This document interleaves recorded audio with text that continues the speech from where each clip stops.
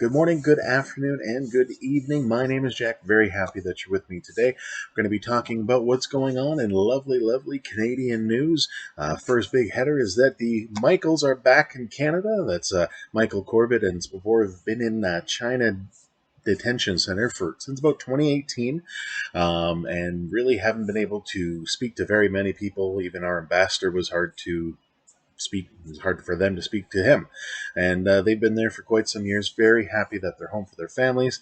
Of course, we have the lovely Chinese government saying that it had nothing to do with Meng Wanzhou's return, and that it's for medical reasons.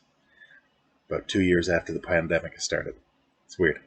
Anyways, happy that they're back. Also, another breaking news is that Green Party leader Annamie Paul is stepping down from her leadership role. She was hoping to have her party grow a little bit more under her. Unfortunately, we saw the election and a lot of those results, and uh, just wasn't very good for them. So I'm guessing she's stepping down in hopes that a new leader will come up and maybe get the party to its next level. But today's main story from the National Post is military leaders saw pandemic as unique opportunity to test propaganda on Canadian, report says. A plan devised by the Canadian Joint Operations Command relied on propaganda techniques similar to those employed during the Afghan War. Wow, that's pretty awesome. Now, as far as some of the more information here, the plan was devised by the Canadian Joint Operations Command, also known as CJOC, relied on propaganda techniques similar to those employed during the Afghanistan War.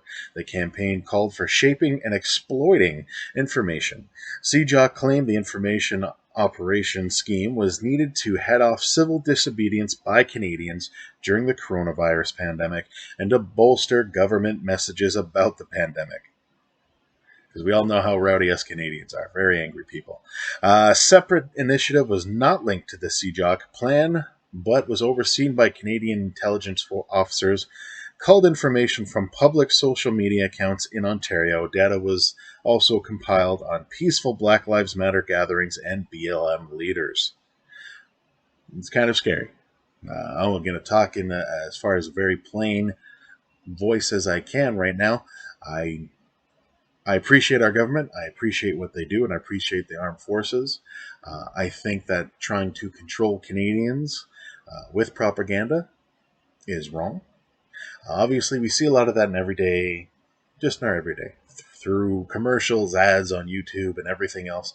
Obviously, it's fitted to what you like. That's part of all those lovely algorithms and why likes and comments and all those other lovely things on YouTube channels are so important.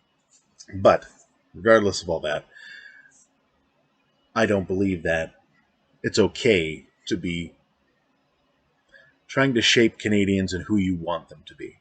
Um, and even for news, and I won't get into all the as far as how news can try to control us, and us having a state-funded news company in Canada, but this to me is very wrong.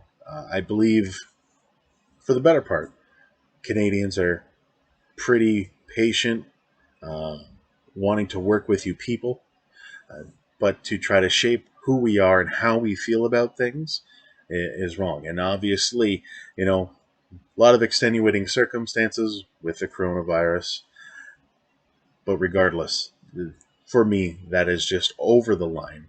There is no reason for it.